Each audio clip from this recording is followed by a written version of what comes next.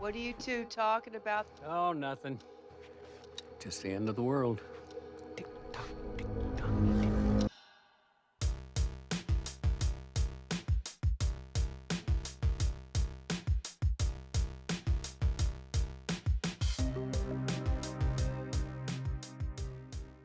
Hello and welcome to a brand new episode of Pods the Watchmen. I'm Grant. I'm Clay.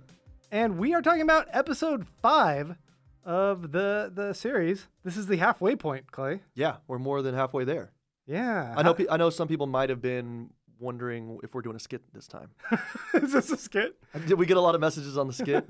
No. Okay, we got 0 messages. I feel like people just wanted to forget that the skit ever happened and Okay. just move on with their lives. I'm sorry for doing that. Yeah. Yeah. I'm not. I'm going to do more skits, so you guys are just going to have to deal with that. Suck it. But we are talking about episode 5 of the podcast of the show, Little Fear of Lightning. Backwards. What? Yeah, backwards. I mean, it was written backwards. Right. It was pretty sweet. I don't know I didn't look up what Little Fear of Lightning even refers to. I don't know. I need to check that in a second. I don't know. But yeah, we're going to be discussing this episode.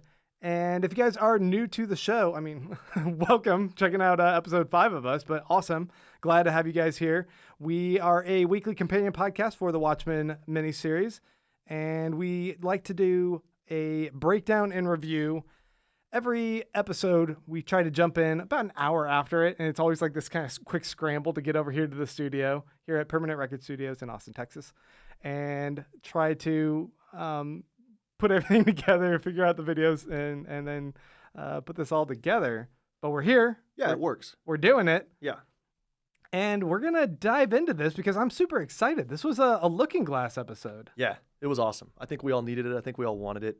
And we didn't have to wait too long. I mean, you know, I'm glad it didn't come at like episode 7. Five felt right. Definitely. And a little bit about this episode before we start dissecting it. This was directed by Steph Green. Steph Green's worked on Billions, Preacher, The Deuce, The Americans, Luke Cage, You're the Worst. Quite the pedigree. Yeah, nice CV. Right? Yeah. That's a ton of awesome shows. The writers for this week are Damon Lindelof and Carly Ray. Mm-hmm. And Carly Ray is also the co-executive producer on this show. Was a producer as well over on Leftovers for the 3rd season. Holy smokes. And Westworld season 2. Holy smokes. She's also been a writer on some of the greatest shows of all time. Leftovers, we both are huge fans. Frasier? Mad Men, no Frasier on.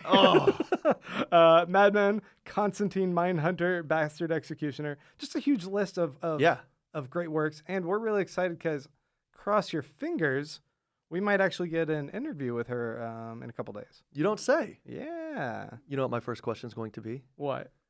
Because you're going to list that, right? To kind of introduce her. Just the Right. I mean, list during of the all interview. things. And then my first question is going to be like, what's your work-life balance like? that's Do you have work-life balance with all that? I mean, It's important to know. She's taking a little bit of time out of work to balance for an interview with us. Right. There you go. So if we have that, we are excited to be able to post that later in the week. Speaking of posting things later in the week, we did want to tell you guys that, if you guys have been subscribing to us, you already know this, but we do encourage everyone else to go ahead and subscribe to our channel because we do like to do additional content in addition to just us talking about the episode. Later in the week, we will touch upon some other deeper theories and discussion. We did a phone call, which the audio was bad, and the audio was bad on our last week's episode. Yeah, apologies for that. Yeah, that's no good. We're figuring it out. Yeah, when I say you should be figuring it out. Well, I know what the problem was. We've since fixed it, so things should be a lot better now. Good. But yeah, we do these little mini episodes. We were talking a lot about theories of Lady Trio and what's going on with Adrian Veidt. I did a little mini for our patrons. Another way you guys can help us out is patreon.com/whopodsthewatchmen. Mm-hmm. And we've been getting a good amount of people that have been subscribing, signing up lately. Nice. Very, very encouraging. We appreciate all the support. Yeah. We've been trying to do many additional little shows and snippets and things for them. Right. I did a little show where I was discussing the moon and Vietnam and I was doing a recap of what's been going on over at Pedopedia. Okay. You wrote an article. I do, yeah. I'm writing articles now. You wrote an article on our site that was a comparison between Silence and The Watchmen. Yeah, probably the first comparison people have done on those two movies. Do you think so? I would guess. Yeah. So, if anybody liked it or if they didn't like it, just know to either read it or don't read things like that in the future. Because I will be putting them out. It's up to you if you want to waste time.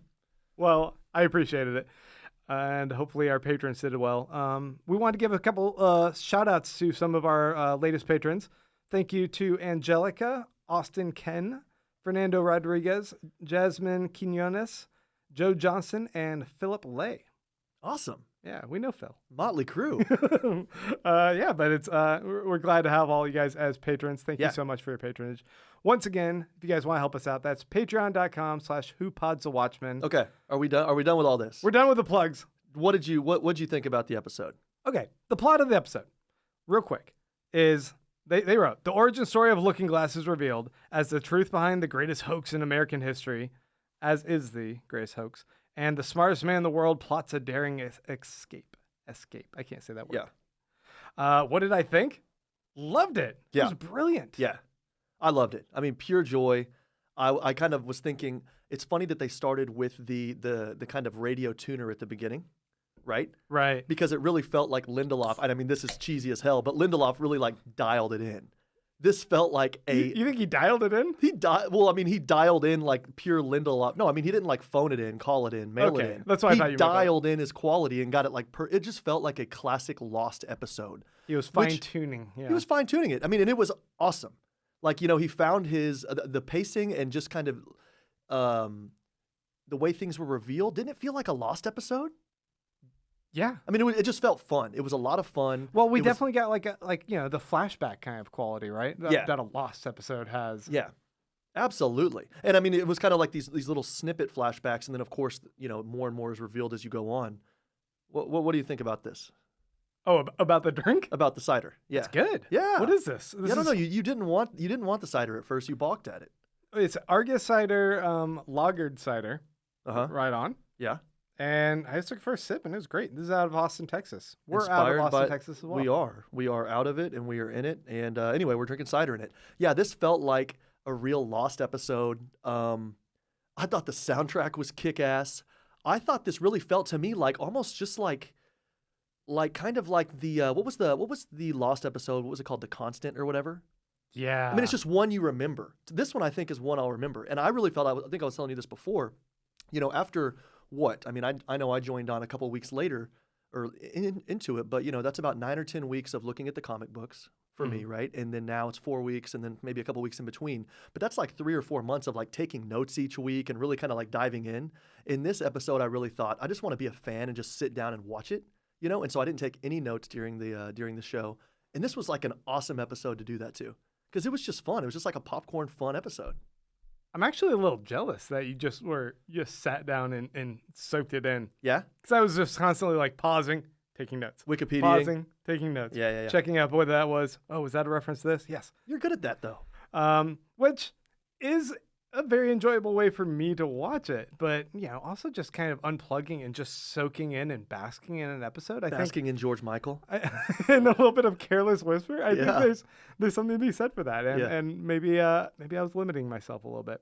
But, nevertheless, my hot take. Yeah.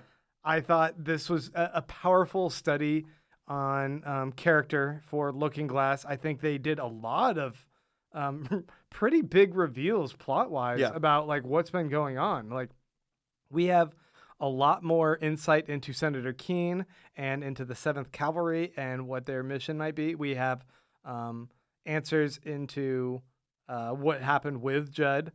We already have a much better idea of Judd and his alliances now.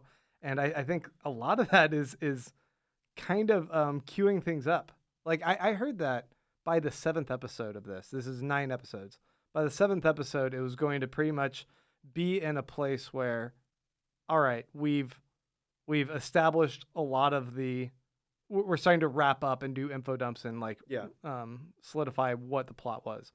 And now we're just kind of moving toward the finish line. And I feel like this episode already did a lot of the heavy lifting while doing it so gracefully and doing this really introspective study on the character of a lovely and damaged man. And it's funny that I think we should have expected that.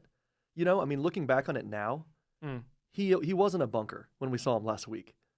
You know, and he was taking and developing photos of squids. You could already tell that this guy is. You could already tell, but I don't think I spent enough time thinking about that, you know. And now, of course, it all makes sense. And I love that they visited it and did it in such a way that, like you said, it was a really deft approach, you know. I don't know, it just felt good. The idea that he is a tinfoil hat wearing conspiracy nut, literally, he wears this foil, which I wrote down the name, but I forgot what exactly. Patent pending from EDS. Yeah, extra dimensional security. He wears foil-lined hats, and he has his mask, which block out psychic waves, and that's what allows him to sleep easier. But before, I want to jump in and talk about that cold opening. Yeah. This was so exciting because we jumped into the world of the Watchmen comic. I'm pointing over your shoulder here to the Watchmen comic, which is right there behind you. And this was 1985. This is taking place in Hoboken, New Jersey, just south of the river from New York City. And so he was in the psychic blast radius when all this is going down. But this is also happening within the world that we were already so used to when we were dissecting the comic. Yeah. It was so cool. It was a walk down memory lane. Maybe, I don't know if you were catching all of the little Easter egg details, but they were throwing them in plenty. Yeah. You had the lovers kissing. That was the blasted into the wall spray paint graffiti scene that you see later in the comic throughout. You have the person sitting down reading the Black Freighter comic with the Veidt method. The Veidt method, right. Advertised on the back of it. You have the Top Knot gang who ends up harassing young Wade before he goes with the girl into the House of Mirrors. Later we had a reference to Pale Horse. Pale Horse poster was on the wall with the Crystal Nacht concert that they were putting on. Yeah. And yeah, there's more, like Pale Horse ends up getting revisited in this episode as well. But it was just like, it felt like they had such a rich playground to build that scene with, and they were just having fun with it. It was cool. It really felt like a carnival. I mean, for viewers, you know what I mean? And for people who had read the comic. I mean, I know it was set in a carnival, but it was also just a carnival for us. It was cool. Absolutely. It was a feast for our eyes. And there was also such a joy and revelry in the 80s-ness of that scene. Yeah. We have Wade as this young, earnest guy who's shy but trying to, put on airs that he's a little tougher. He's going out there and he's trying to proselytize for, I'm guessing, the Latter-day Saints or some sort of religious equivalent. That's a religious doctrine that they're trying to proselytize in the wake of the Doomsday Clock. They were in the whore's den, or however they put it. Yeah. Yeah. The sinner's den or something like that. But the fact that they're going around and he encounters these bad kids. It felt like this sort of throwback 80s movie where he's the good, honest kid who's going to help change their mind and oh no, this is where Danny LaRusso gets in a fight with the bad kids, but the girlfriend absconds with him and takes him to the House of Mirrors, and maybe they're gonna find true love. Maybe this is like Revenge of the Nerds or something, right? That's not true love. Revenge of the Nerds, yeah. That one's actually a really dicey scene. Yeah, but in this case, I like that the music was queued up. There's Careless Whisper playing, and it felt like the cool, confident girl's taking the geeky guy, and she's gonna take him to Pleasure Town and the House of Mirrors. Instead, she robs him. Totally. And how that sequence of events totally sets up who Looking Glass is from then on. I thought it was so expertly done. The damage that he felt from that, the trust issues that he clearly has, the abuse from from women, I guess, but I wouldn't say like in a misogynist way. He was necessarily showing it, but I think that he just has extreme trust issues and maybe intimacy issues as a result, and he keeps kind of reliving that, and that kind of plays a factor into who he is and his paranoia, and that in conjunction with the psychic blast. Well, two things. I mean, first, whenever she, if you're gonna lose your clothing, right, and you have to run out of a fun house in New Jersey, pretty much naked. He might have had his shoes on. I don't know. I mean, kind of thankful for the psychic blast. Yeah. I mean, like. This couldn't have worked out better. It's a distraction, like you need a big distraction. No one's going to see my dick. Because you're right. That's the difference between this and an 80s movie. In an 80s movie, he would run out and just like kind of like this and be sheepish. Here, nobody even noticed. So I was kind of thinking okay, cool. This worked out for him. It worked out for him. Two, what she says to him, the question she poses to him whenever she's saying, so are you afraid, blah, blah, blah. And then he says, no, right? Because he's thinking, well, I walk with like the confidence of the Lord and everything like that. And if I do die, then I'm in the Lord's good graces or whatever. That's how I took that, right? He kind of has that Christian confidence about him. And so then she asks him really succinctly, what are you afraid of? And we dealt with that question the entire episode. What are you afraid of? What is this anxiety? How do you overcome it? How do you deal with it? How do you ignore it, right? And that really, that question, when you look back at it, and I didn't take notes, but that kind of stuck with me. And so then when I did take notes later, when we were kind of getting ready for this real quick, like that's the central theme of this, right? And it does show, and we kind of get to explore that, how it plays out. And of course it plays out in this kooky, crazy world that Lindelof has built and Alan Moore's built. But I think that's the central question. And it was kind of cool to have that, like that structure, that framework for this episode. Because, I think, really quickly, like I was getting lost a little bit in episode 4 and 3, I just thought a lot was going on. Right. And we had a shit ton of stuff go on here too, right? I mean, now we have these governmental conspiracies and we have all this stuff going on. We saw the Seventh Cavalry again. There was a ton going on. But it felt a little bit more comfortably contained in the vision of his particular story. Two things. What are you afraid of? And is there anything that's true? Those are the two central questions and things that were said. So really cool.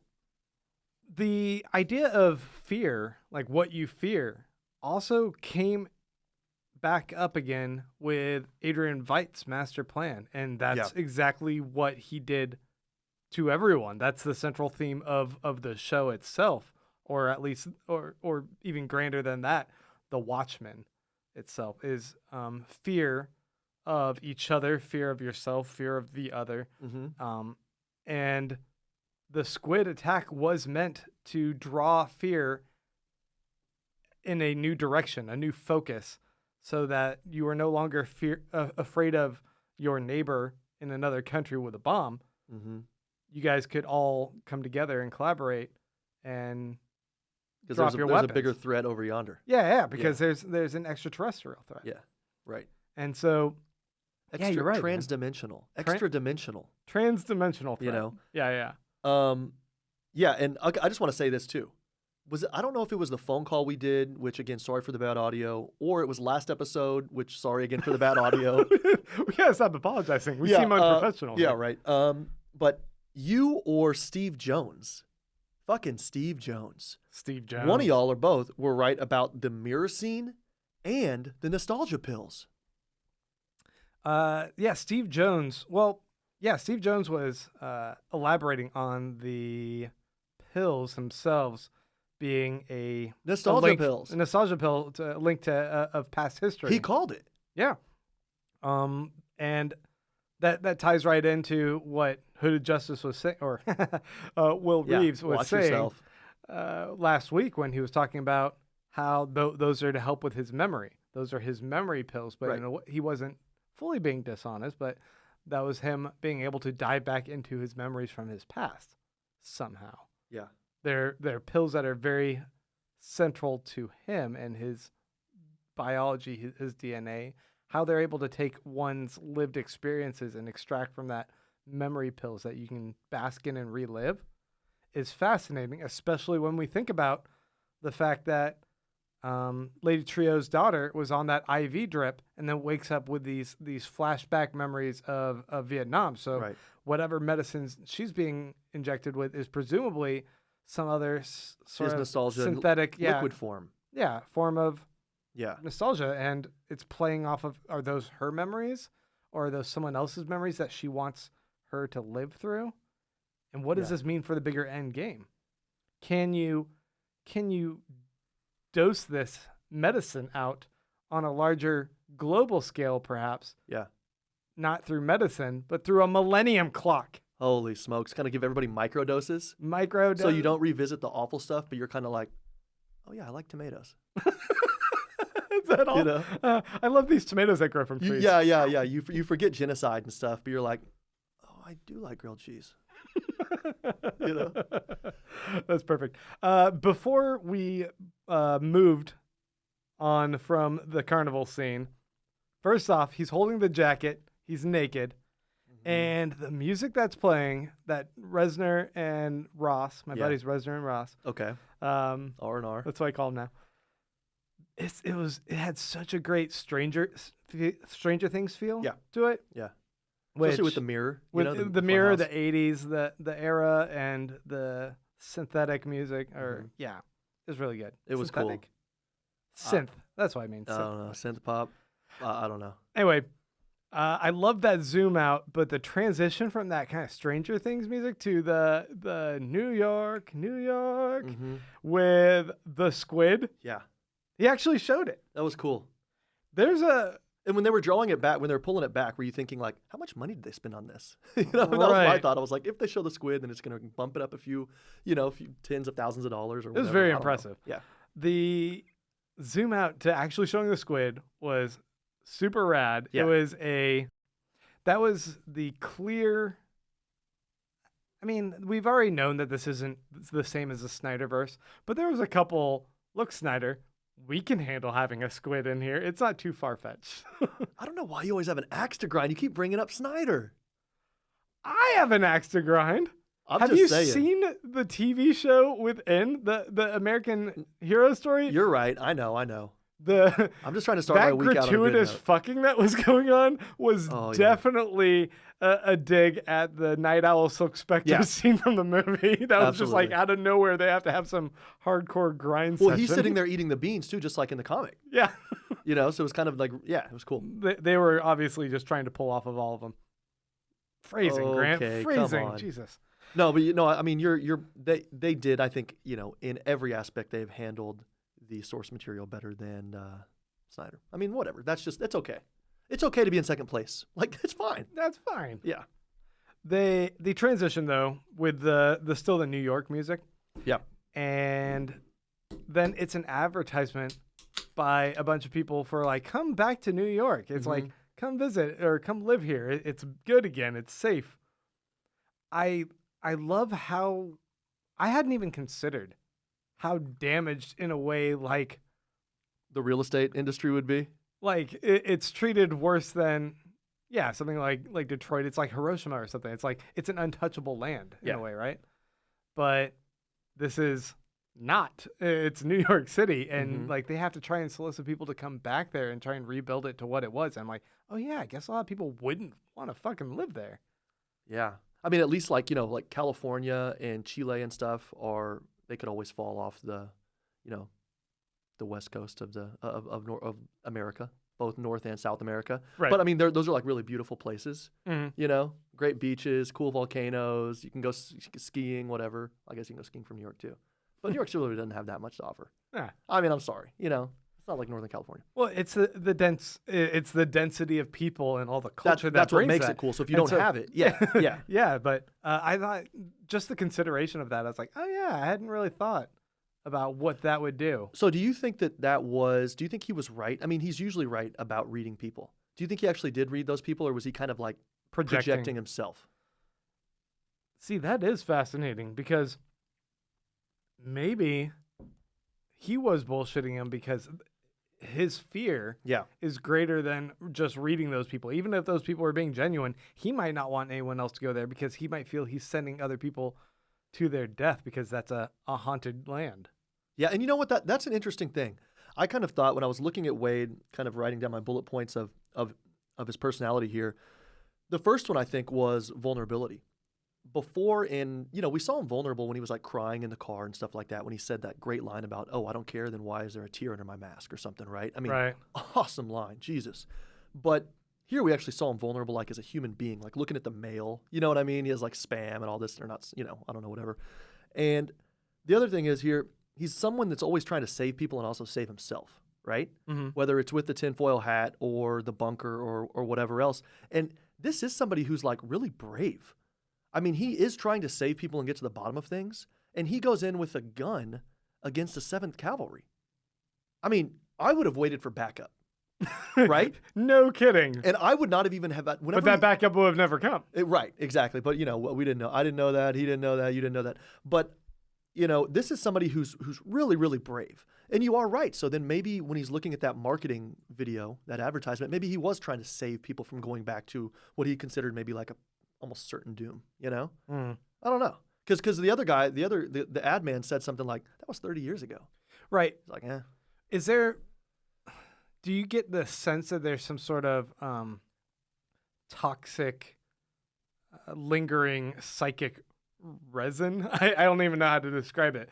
Not like radiation lingers, but sure. Is there like some sort of psychic energy that might linger? That's the thing. In a similar way? I want to give everybody the benefit of the doubt, but as you know, what are the rules? I'm not on social media. I don't know what people are really upset about these days, and not because like when you're at Twitter, everybody can get so pissed off about every fucking thing all the time. I'm a little pissed off that you're saying that right now. Right, exactly. Yeah. So, I don't know. So I was watching it thinking, should I believe this dude who said that, he wasn't even alive then, but maybe it was genetically like locked from his mother and blah, blah. And then maybe it's, I don't know. I was kind of like thinking, should this guy just kind of get over it? And that's being insensitive, but also I don't know the rules. I don't know the rules about any of this. We're dealing with a parallel universe where you can have your memories in a pill. So I don't actually know how people can be affected by stuff in this universe. But isn't that even more appropriate? How you personally like take other people's pain and you kind of project onto it. Like, I bet you're hustling me. Like you also are just skeptical of other people when they kind of say this. And I think that also plays into kind of the point of this whole thing. Right. Like how do you gauge what other people's fear, other people's pain are? Like what people wear masks to hide. Right. And they're keeping all of that kind of disguise. And yeah, you're right. Like this kid is he kind of just playing off the paranoia that his mom did, and then again, there's also totally believe it too, right? Like I'm not saying he's being insincere. He could totally believe it, but is it actually there? But that's also the legacy aspect, right? Yeah. Like we carry on the pain and the sins of our parents and all of it. Like we carry that baggage with us, right. And in this sense, he might genuinely be afflicted. I mean, the dude had a cool haircut and he had a pretty sweet beard. So he's got that going for him. Yeah. Michael Imperioli was in the New York ad, Mm-hmm. eating the calamari. He's from Sopranos. It was pretty great to see him. It was pretty there, cool. Even though he's in like just a little bit part. It reminded me of with lemon. What's his name from Perfect Strangers popping up in Leftovers. Oh yeah. So good. Larry Applegate. And then the idea that Looking Glass's front, his job, that is his front, this is his main career, is that he's a marketing consultant who's basically like lied to me, which is the job that he does as well for the police department. He's a lie detecting machine. Yeah. I was kind of curious what you think about, now that we know his past, how does that inform the type of person he would be, that he would go into a profession of learning to tell if someone's telling the truth about him? We know he's somebody who's very hard on himself. Whenever he's in that mirror scene, right, which is obviously a really self-reflective scene, literally in a lot of different ways, he doesn't think, oh, fuck that person. God damn it. I'm in New York or New Jersey and these fucking people, I can't believe this, fuck them, blah, blah. Instead, he looks at himself and he says, you're a dummy. You're an idiot. Of course you did this. So this is somebody with a lot of self-doubt and anxiety, not about like even extra dimensional things or whatever, but just anxiety in himself and like being right and making the right decision.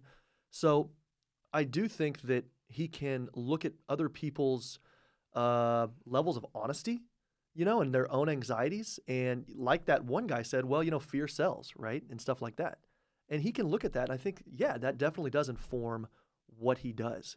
He always looks at himself to kind of get the truth of himself. I mean, I would say for the most part, except he kind of has this giant blind spot where he is kind of lying to people and saying he got through the tunnel when we know that's a lie, right? Like he's self-medicating with a bunker and with that EDS alarm system that he's set over 500 times or something, right? Right. So we know he's like self-medicating his anxiety that way. But yeah, this is somebody who looks at himself all the time. And so obviously he's going to be great at looking at others. And it's kind of interesting thinking about, again, even with the comic book, what's a superpower and what's just kind of like a hyper level of something we all have. Mhm. You know what I mean? Like he just has a really acute sense of calling out bullshit. He's Tim Roth from Lie to Me. Remember that show? I don't. Oh, well, he had the same job. He would look at people's facial tics and be like, "You're lying." Oh, really? Case closed. And then it'd be like, "Okay, that's the end of the episode." No, That was it. I never watched that show either. Yeah. But I'm guessing that's what happened. So Loria's the acting captain. Mhm. We get to see her now in the same stadium seating room, kind of changing the focus. I thought they did some really smart things in the beginning of this episode to kind of cue us, the audience, back into stuff that we need to be on the lookout for. Mhm. She's saying, like, hey, what we need to focus on is trying to find the church. Mhm. Don't worry about trying to rely on Mirror Man to read lies of people that you pick up.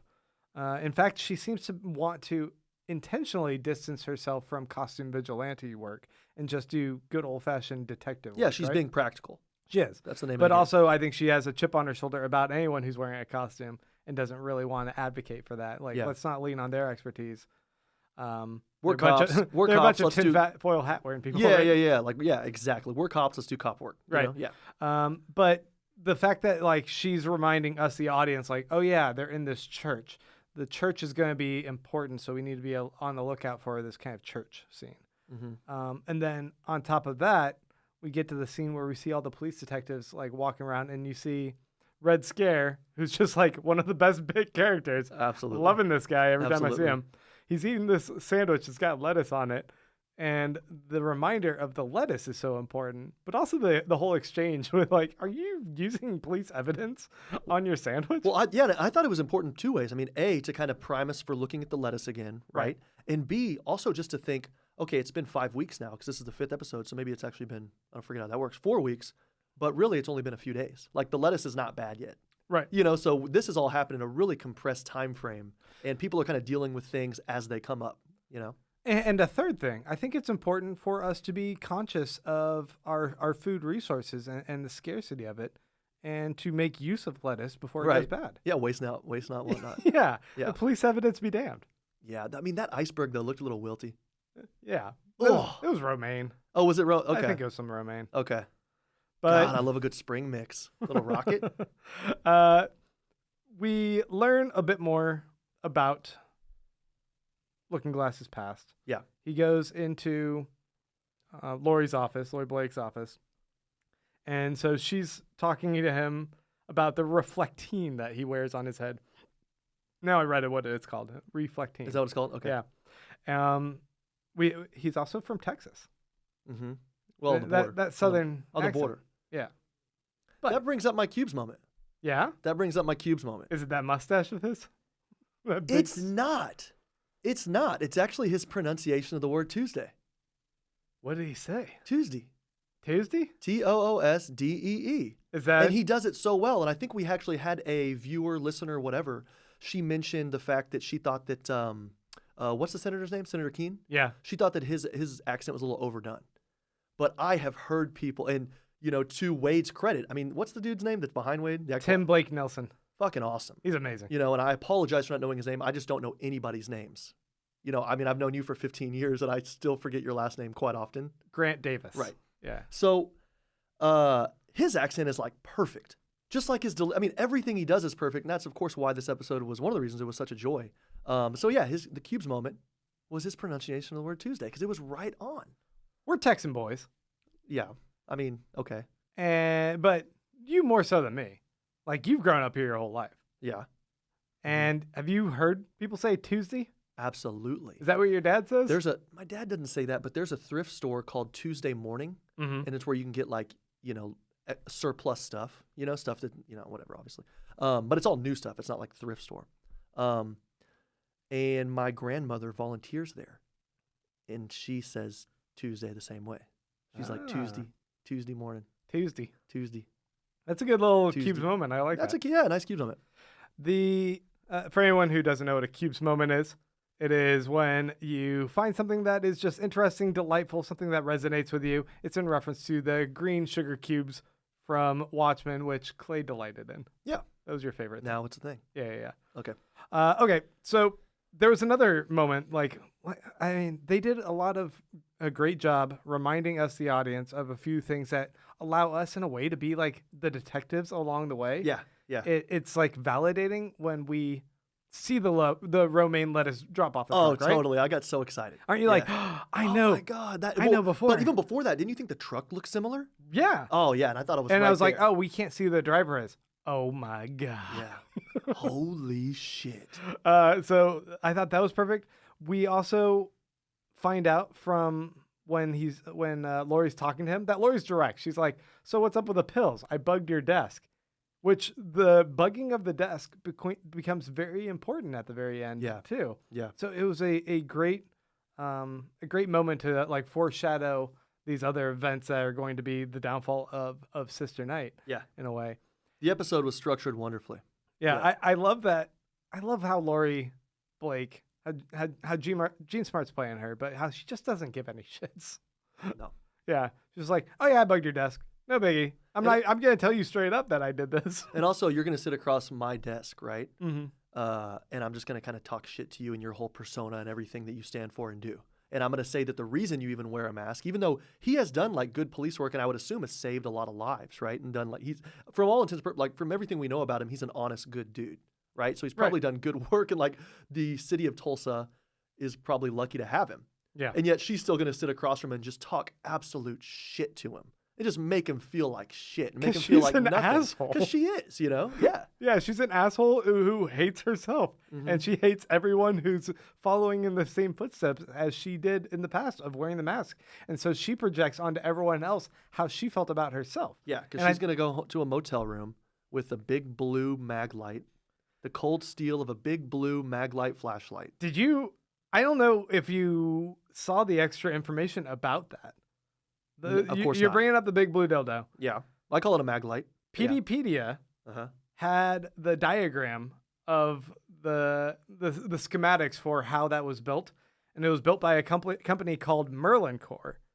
And what's interesting about this... What's interesting is that, yet again, you're talking about a big blue penis. It's my favorite part, man. That's what's interesting. Why do I leave my house on a nice Sunday evening to hear you talk about penises?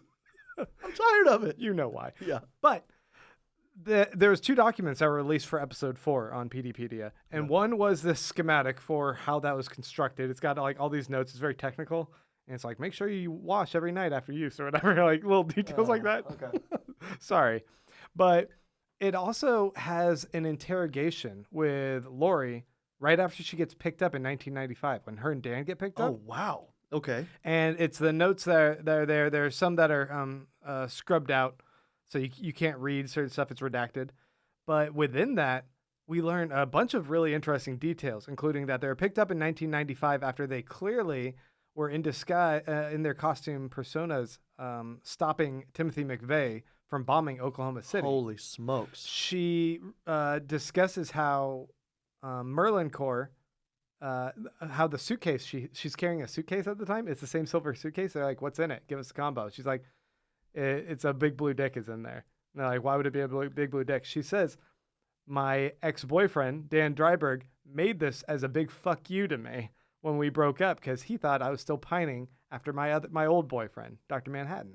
So what she's carrying isn't that she bought this big blue dildo for herself. It's like this last kind of vestige of her failed relationship with Dan Dryberg after he wanted kids and she didn't want kids, is what she says. Can we talk about that for a quick second? And it's like so much more profound, I think. like what it means. Yeah, like you're her right. opening It's that. not just like a shock jock moment. Yeah, she's not. Yeah. She's not just like horny for a big blue dildo. Every time she opens that, it is a reflection of the failed relationship and how lonely she feels now because he wanted something, she wanted something else, and he couldn't take that, and so he spent time making a big blue dildo for her No, because that's he's fantastic. insecure as well. Because he's which insecure as well. we knew he was insecure But all throughout the comic. She now has, and this is another moment here. This is not a Cubes moment. Mm-hmm.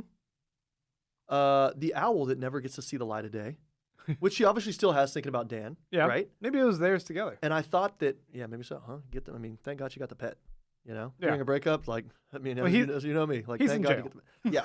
So, I felt bad for that owl, but now I'm thinking that owl's pretty damn lucky after seeing what happened to the dog this week. I mean, you don't have pets, but that had to that didn't rub you the right way, did it? There's something in script writing called "Save the Cat."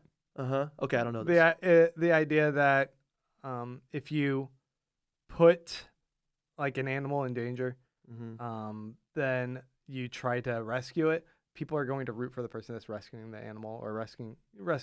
Yeah, because people have investment, Affinity an for emotional animals. investment in that kind of thing. More than people. And it's also like a good kind of shorthand for like pointing out people that are bad guys, like okay. like people that are like endangering someone like that. You want that kind of risk.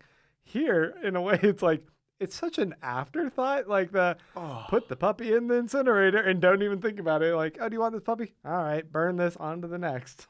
Oh. It was comedic. It was dark humor and like, Yeah. It was funny, but it was also awful. You're very much an animal man. Yeah. How did you feel? I felt okay. I knew what they were doing, you know. But yeah, geez Louise. That was a tough one. It was pretty brutal. Yeah. Well, yeah, I guess we can go ahead and talk about that. He gets a call. He goes and checks on his ex-wife, who he's still pining for. And What'd you think about her?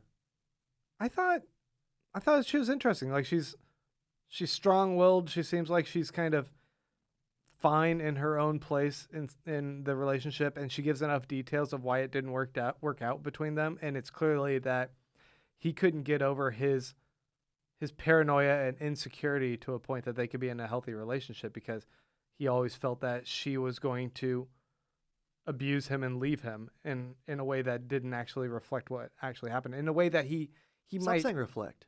he might Thinking about psychic rays and stuff he reflecting. might off it. seek Mhm. abusive relationships in a way because that's just kind of what he expects to happen. Well, he also thinks the world's going to end. yeah. So why invest in something and better yourself and everything else if it's all for nothing anyway, right? right. So, yeah, I thought it was a really interesting scene. And like anytime you are with an ex and you can have, even 2 or 3 minutes like that and keep it civil and stuff, it's like, okay, we're in a better place now, So I kind of thought it was kind of real, like true to life on that. Yeah. I don't know. I liked it. I liked her. I liked him. I thought the acting was incredible. I thought it was a good moment. And then of course we have nostalgia, which what was the cologne or perfume called in the comic book? Nostalgia. Yeah, okay. That was Nostalgia by Veidt. But that had nothing to do with it. I mean, that was just a name. That was just like that fragrance didn't do anything in the comic.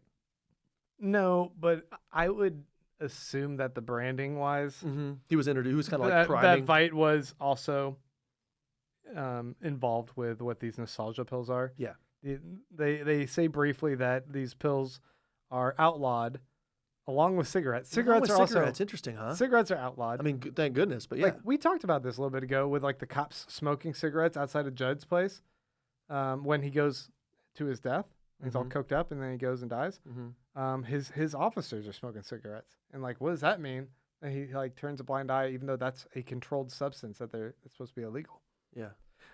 Anyway, yeah, we have this nostalgia, which I guess is a psychoactive compound that makes you relive past memories. And how many doses did Angela take? Oh, she OD'd. For sure, she's gonna trip. Next week's episode is about her. Okay. And about that. And I know you haven't seen it. Yeah. But you don't watch the previews for the next episode. Right. But let's just say, from what I saw, it's going to be fucking trippy. Okay. Sweet. And we're not going to know the fate of Wade, I guess, as a result. because it's all going to be about her. In a Is way, he it's not like long for this world? I saw someone say it's a bottle episode, bottle of pills. I thought that was kind of cute. That was cool. It's not a bottle episode, but it's cute thing to say. What did you say? How are you seeing what people are saying when it's an hour later? Dude, I checked. Are you tweeting and driving? Yes. Oh, come on. I'm not tweeting and driving, but I did. Are you Redditing and driving? I Reddited. Are you Redditing and red? Redditing and red lighting? No. Okay. Maybe. Yeah. No, that's pretty good. But that's another If thing Looking too. Glass was here, he would tell me what's true. Speaking of good writing, Yeah. right? I mean, we have such a great episode with Wade, and at the end, it's not enough for him to just throw the thing away and think, okay, great, he learned something and now he doesn't have anxiety. It's, then of course he goes and picks up the EDS alarm system from the trash, which I was thinking, cool. That means it's kind of like detailed. It's not just, it's multifaceted writing. Like this is probably what somebody would do. His anxiety's not dead yet. He's kind of like insurance policy. Okay, I don't know what's true right now. I asked Angela that on the phone. I don't know if I really saw what I saw and what's true. I mean, I just had a senator tell me about this crazy conspiracy. I might as well have the alarm system. And so I was thinking, cool, good end of the episode. And then they have the cavalry come out, guns a-blazing, and I'm freaking the fuck out. I didn't know we were going to jump all the way to the end. I'm sorry. Well, I mean, you just kind of brought it up. I mean, should I start writing my goodbyes? It was, that whole sequence was perfect. I just thought that was one of the most intense cliffhanger endings to an episode, with the cavalry cocking their guns and running in there. They aren't running in there for just a friendly chat if they're cocking their shotgun. No, and the thing is, a lot of superheroes can fight. Mm-hmm. Can he fight at all? I don't. If it was Angela, I would think, okay, 4 against 1, she might have a chance. Can this guy do anything? Looking Glass is... He's a marketing man. He's totally like a contemporary for Rorschach, right? Yeah, no. You don't think? Kind of. I mean, but okay, before this episode, yes. With this episode, no. Okay. I would say, in a way, like he mimics and mirrors a lot of what people looked at for a hero in Rorschach. Yeah, okay. He's a small little runt of a guy that puts on this mask and that wears that as his skin all the time. It's more than just a costume. It's an identity. It's a persona. He's Rorschach light. Yeah, but he is like all the positive. He's all the good reasons that you should want to root for Rorschach instead of what Rorschach actually is, which is kind of a scummy dude who was determined, but he's got a lot of problems. And I don't find a lot of those same problems in Looking Glass. I agree. So now we love him, and now he might die. I mean, he can't die though. He could. I don't know. Save the kitten. I know. I really want him to live. He's our kitten. He's our baby kitten. He is. We love him. So I thought that when he goes back and grabs that box back out of the trash, it was this huge character growth moment, right? Yeah. He's like, I don't need my hat. I'm leaving it in the chair. I don't need my silver hat. I've learned the truth. This was therapy for me. I can actually finally like let go of this bondage and move on. Mm-hmm. And then he gets that box, and that's another reminder. He's like, I don't need this either. But then he goes back because it's more than just a psychological, like it's an addiction. That's why I was saying self-medicating. Yeah. It really is. I mean, that type of anxiety and dealing with that is an addiction.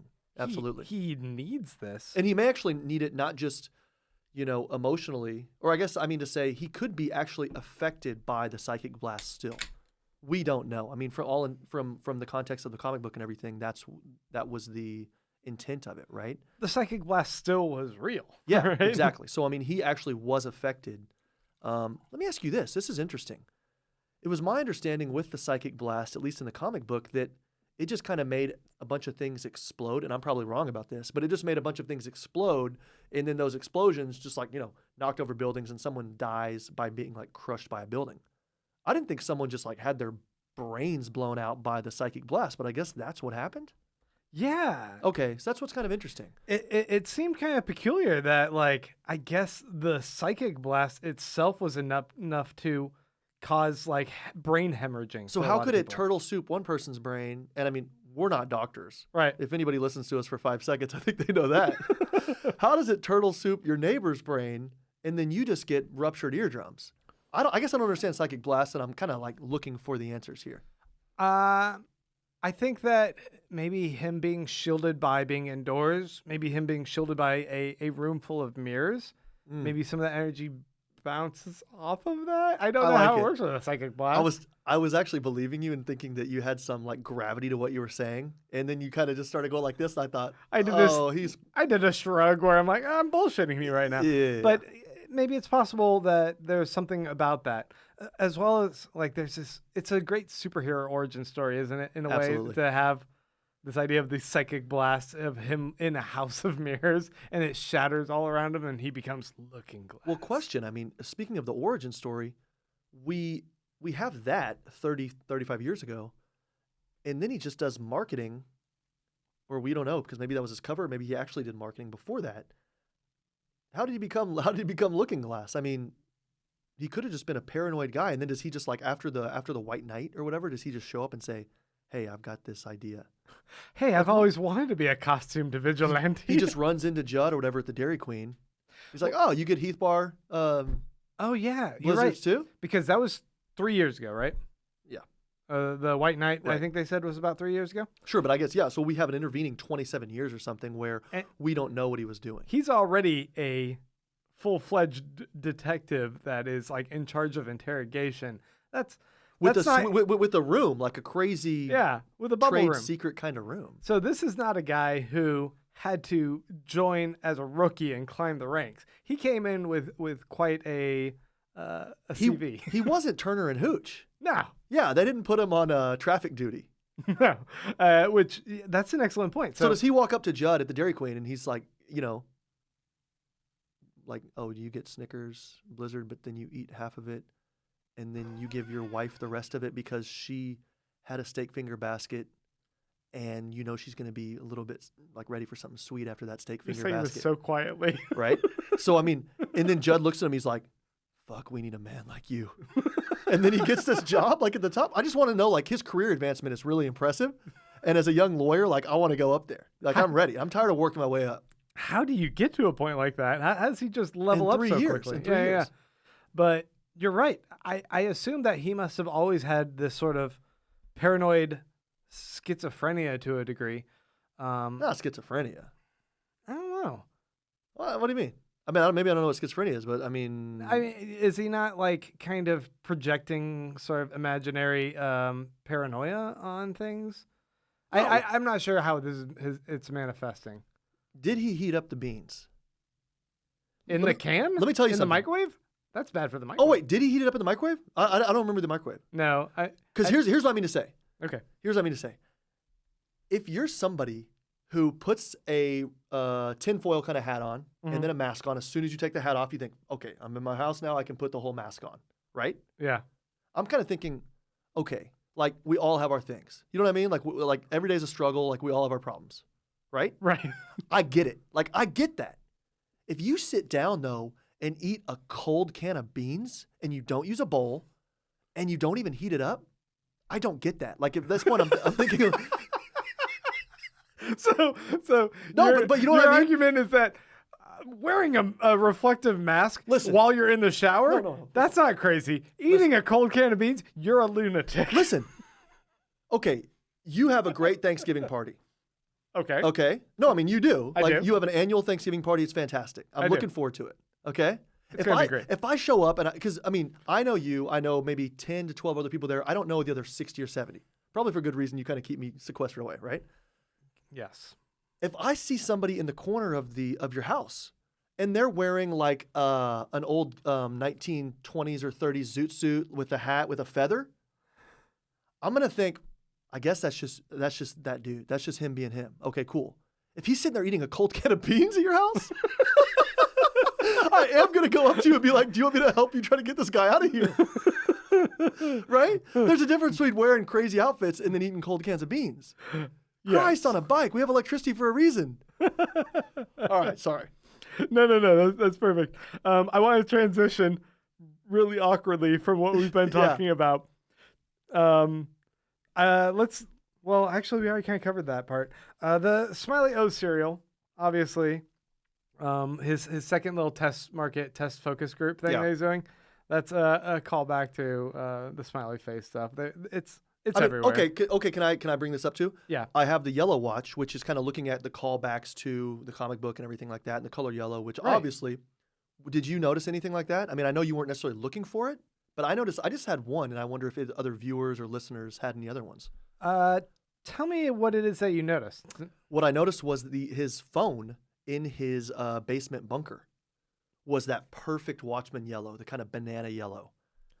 Really? Did you not notice that? No. It was awesome because it stood out against the different colored EDS alarm system and everything like that with the red button. And so you had this perfect yellow phone, and then he had the yellow cord because it was like it wasn't a cordless. I don't know what those are called. Right. Corded phone. And anyway, it was awesome. I didn't know if you noticed any other things like that. There were a ton of callbacks to the comic book in this episode, but the color yellow always obviously stands out. No, I hadn't actually noticed that, but I did notice the two phones. He had two phones. He had a red phone Yeah. there. I'm guessing the other one was the yellow. It's very Was ketchup and mustard then. Yeah, was there any reason to him looking at the bunk bed and him sleeping on the couch? Was that just because he was kind of in a he had lost his wife and he was kind of thinking, I can't sleep in the bed. It reminds me of her or something, or what? There was the song that was playing, which was "Once You Found Her, Never Let Her Go," Mm-hmm. and it was playing as he was laying in that bed and looking at the other empty bed. He was laying on the couch rather and looking at the empty bed, and I think it was him pining for that intimacy in a way, but like thinking back, I have to not say reflecting. Yeah, no, thinking back on how he lost her. Yeah. And he lost her for what he knows is his own fault in a way, like his own paranoia, his own hangups. But like it's hard for him to kind of move past that. And that was so wild about this episode was that he knows that full well, and he has these moments of clarity where he can kind of think about that, or at least we see him think we think we see him thinking about that, and yet he's still in the bunker, which just shows you how much of a bitch addiction is and this anxiety that he's dealing with is, right? Yeah. So anyway. So his extra dimensional anxiety group therapy, Yeah. that he's leading, Was even it though he's obviously It was at a Methodist church. in a Methodist church. I saw the fire, like the flame. Yeah, it was awesome. Their code when someone walks in is friend of Nemo, Mm-hmm. friend of Nemo's, and she goes, yeah, before she walks in. Mm-hmm. I didn't know if that's like something maybe you were familiar with. I was hoping you could tell me. I never read Little Nemo. I was hoping you could tell me. I've seen Finding Nemo, but Yeah. no, I'm just not as familiar with Little Nemo. So I was like, wonder what that's about. The actress from Deadwood though, rolls in, and it was like super exciting to see her because I'm like, oh, if you're in this, you're obviously gonna be a person here. Yeah, but what'd you think about that scene when she was in the parking lot? What scene? When she was smoking the cigarette when he walks outside. Oh, I thought obviously she was playing him. She was trying to get him. Wait, was that not her? Maybe that's not the actress. Oh, I mean, when you said that, I just kind of moved on because I haven't seen that, and I don't really know. I could be actually wrong there because I'm looking at her IMDb and I don't see it. Be careful, you're gonna get in trouble. I totally thought it was actress Paula Malcolmson. But Anyway, maybe it's not listed yet. It obviously she was baiting him. The scene was a little slow, but I mean, it was probably supposed to be slow because that extra 2 seconds or two, whenever he's about to get in the car, you're thinking, "Oh no, there's something more here," Right. I mean, that's kind of how it's designed to be, but kind of slow. It was really interesting when they were at the bar right after that, and she starts talking about the movie Pale Horse, which it was in '92, right? Right. And won all these Oscars, Academy Awards, whatever. And then we have the red scene, which was a black and white film. I mean, obviously, Schindler's List. it was awesome. I mean, it was just like this episode was so fun for both, I think, casual viewers and people that like the comic alike. There were just so many of these weird things. You're like, oh my God, they're like us, but they're not like us. And this is also rewarding for anyone who, like myself, kind of goes off the deep end and reads all the extra material, the PDpedia. While driving. Right behind you is the record that we got. It's sitting right next to the Watchmen comic. And inside of the Pale Horse record or the Sons of Pale Horse record that Trent Reznor and Atticus Ross put out. There's this pamphlet, this what do we call it? article that was written detailing the history of the band Sons of Pale Horse. Yeah. And it actually mentions a lot of the inspiration for the Spielberg movie, Yeah. Pale Horse. It goes Yeah. into that a bit. I wasn't clear when I had read about it in that pamphlet that this was actually his version of Schindler's List, and said he did it about the traumatic event of that was revolving around this band at the time of the squid attack. And yet he still kind of uses the same visual cues of a little girl like running under the tentacles, and it's all black and white except for her in red. So when he was in when he was in USC or UCLA or wherever he was in film school, he was thinking like, one day, I mean, I don't know if it's going to be like Nazi Germany or it's going to be post-squid attack. There's going to be a girl, or there's going to be somebody. It could also be like in Tiananmen Square or something. I mean, I don't know. There's going to be somebody, and it's just going to be red. I want that visual punch. I saw the movie. Exactly. I saw the movie Pleasantville, and I fucking fell in love. Oh my god, that's a terrible reference. Christ. Real quick though. Yeah. Real quick. Great elementary school, maybe middle school, depending on reading level and whatever. Black and white book, and then color appears. And what was the color and how did it appear? And this is really interesting, actually, for this episode, dealing with memories and taking pills and transferring memories to others. A book? A book. It's like Wrinkle in Time or some shit? Fuck no, dude. The Giver. I never read The Giver. What? Oh my God. I never read it. My wife gives me a hard time all the time about it. I was going to say, I hope your daughters, like you need to remedy that. They're a little young now, but remedy that by reading The Giver. Is it anything like The Giving Tree? No. I mean, it's like The Giving Tree's good and The Giver's good, but that's it. I mean, it's kind of like my comparison I did between Martin Scorsese's Silence and Watchmen. They're both good, but you really shouldn't compare the two. I think fuck the book of The Giving Tree. I don't ever want to read that again. Why? Now that I have kids, that is just a hard book to Yeah, read. my That's emotionally like just heartbreaking. My sister has probably one of my favorite tattoos. And it's the old man sitting on the stump at the end. People are getting a lot more than they probably bargained for on this, but it's a sweet tattoo. He's sitting on the stump. That's all he can give. The only thing the tree can give is a place to rest, and that's all the old man needs. Anyway, so does that book just remind you of the fact that your children are going to take everything from you and never really think about you? Yeah. Yeah. That's exactly it. Yeah. And fuck that book. Yeah. Shelf Silverstein, you're a beautiful man, but that one fucked me up. Okay, so what did you think about whenever he's going into kind of the mall scene and kind of just first impressions? I mean, in the warehouse? Yeah. Okay, it was an old abandoned warehouse. For some reason, I was thinking old abandoned mall. No, I think it was a warehouse. Where the cavalry were? Okay, but yeah. Maybe it was a mall. It was really big. Big space. Yeah. I didn't know exactly what to think, but once I saw him step through into the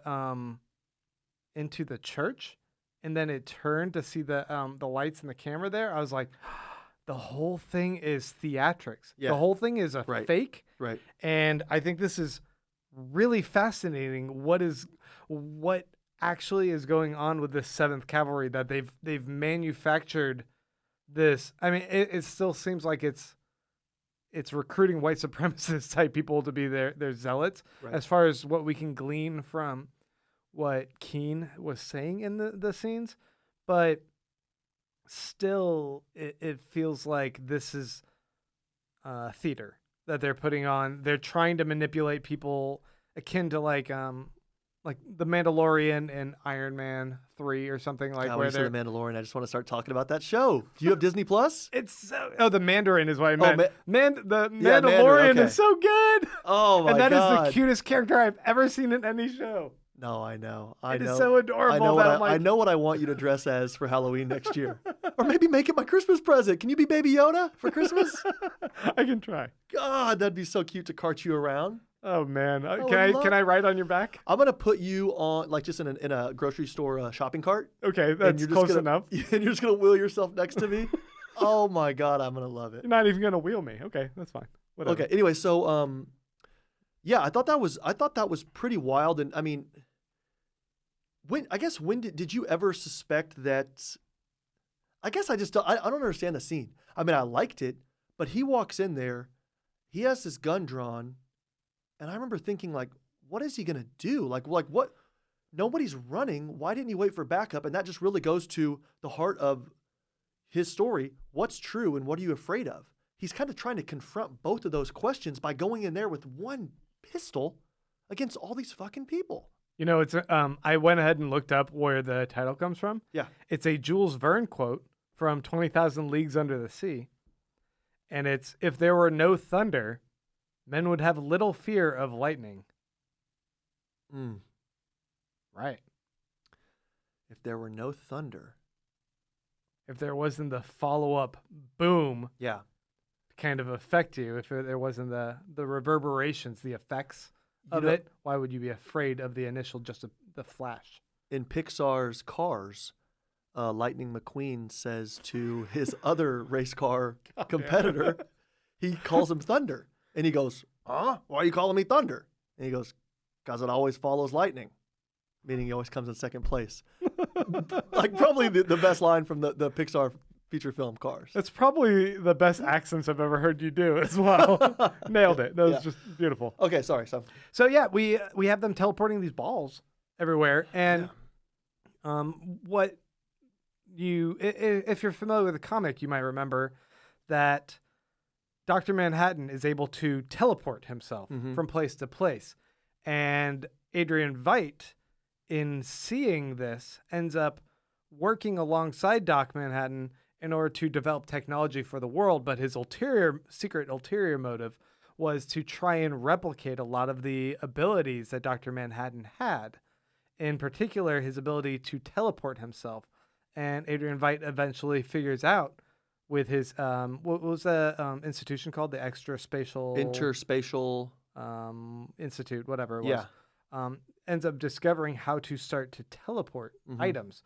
So this technology exists, or at least it existed secretly, and it seems that somehow these Rorschach acolytes, the Seventh Cavalry people, have figured out a way to replicate this. And is this why they were stealing those watch batteries?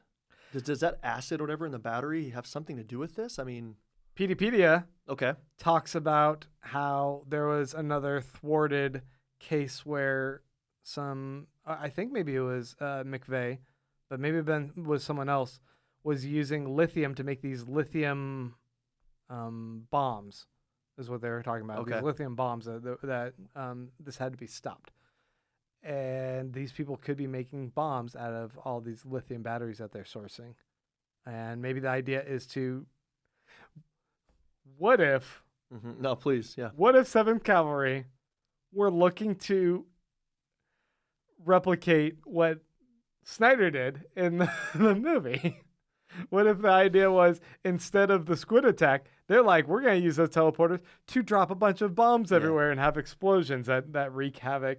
So their goal is to basically bring about the Snyderverse, integrate the Snyderverse into this. And in a way, that is, okay, this is just me wanting to link the Seventh-day Adventist to... Adventist? Seventh-day Cavalry. Seventh-day Adventist. Apologies. We're going to get in trouble.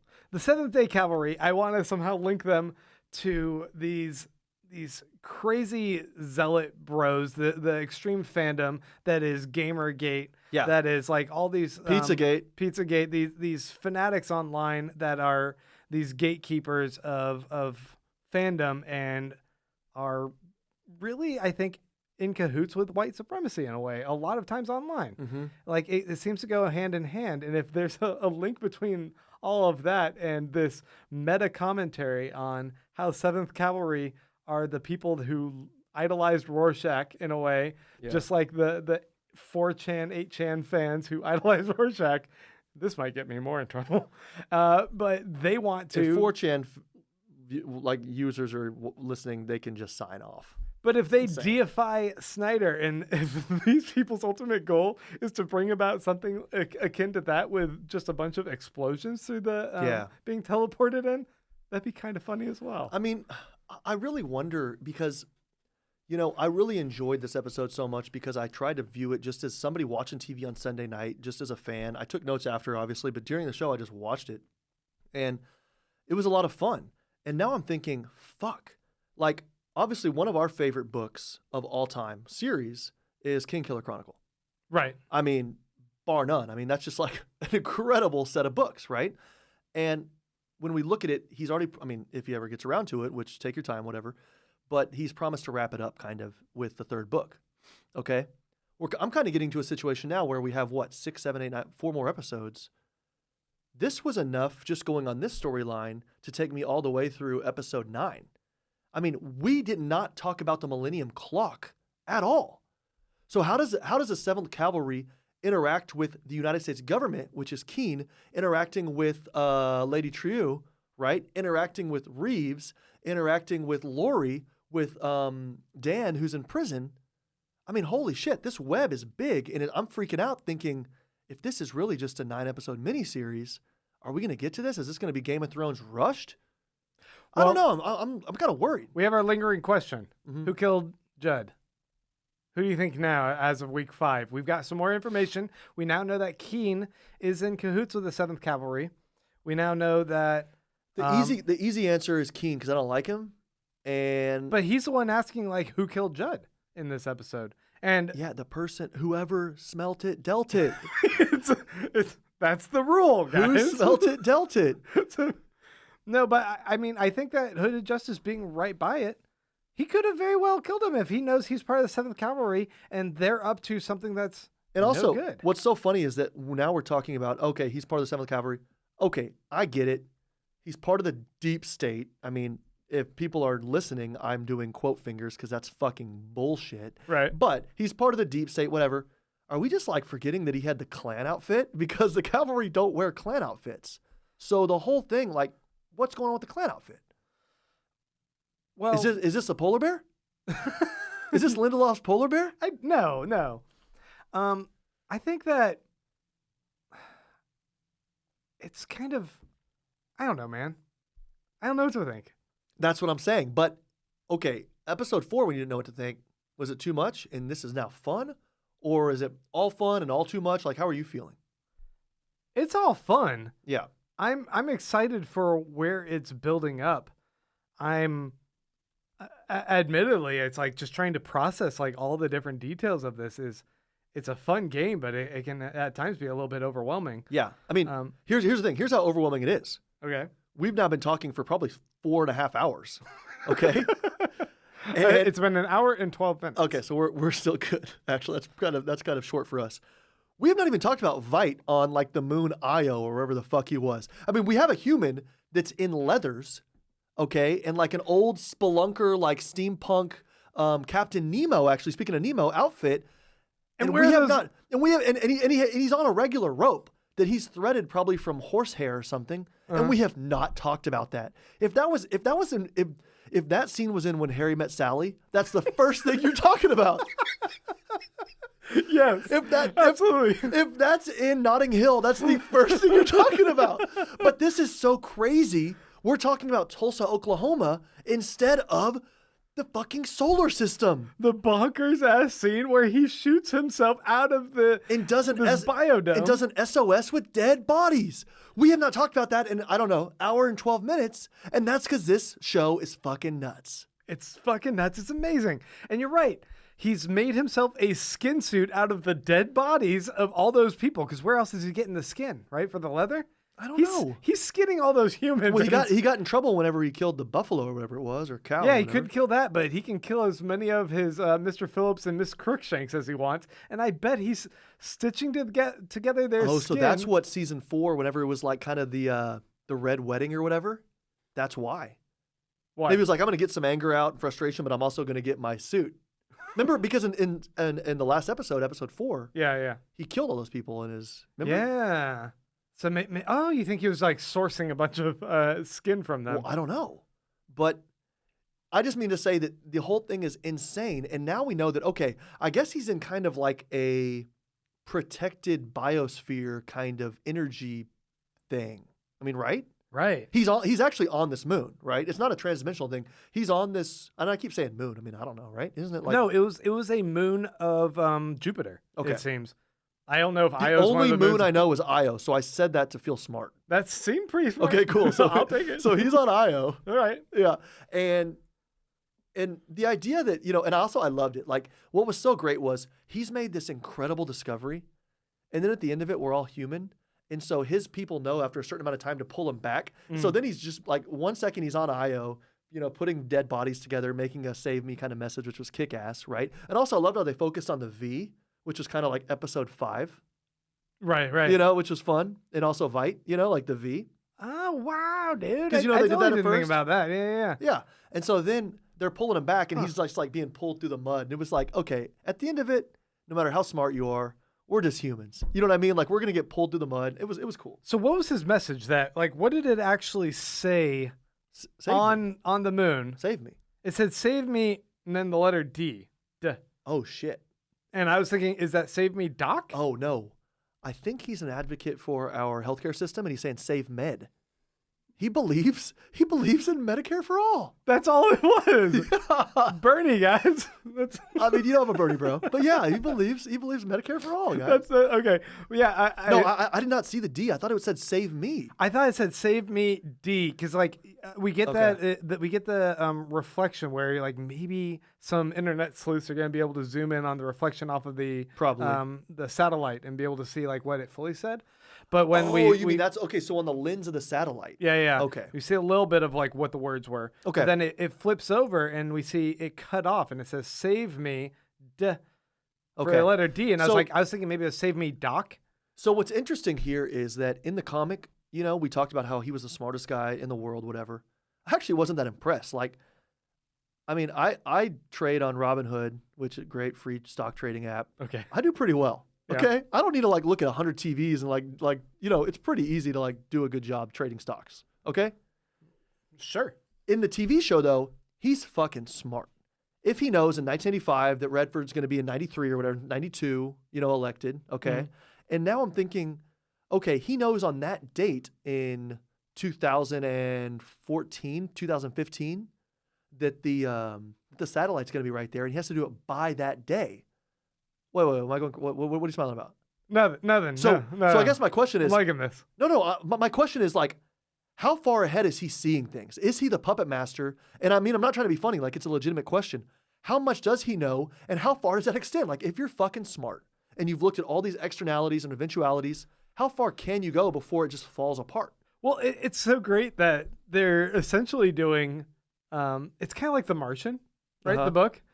But actually, I said but I mean, you never saw The Martian? No, I listened to it. Oh, you listened to the book? Yeah, but it's kind of like that idea where you're Robinson Crusoe, you're stranded in this other land, and how can you use technology to just eat help potatoes? yourself escape? Just eat potatoes. But he's stuck with steampunk technology, so he's already got one hand tied behind his back. This is a guy who is recreating his own intrinsic field generators and figuring out and what's it called, reverse engineering a method of that instant transportation CX924 transportation portal. Oh, okay, you're reading or whatever from the they said.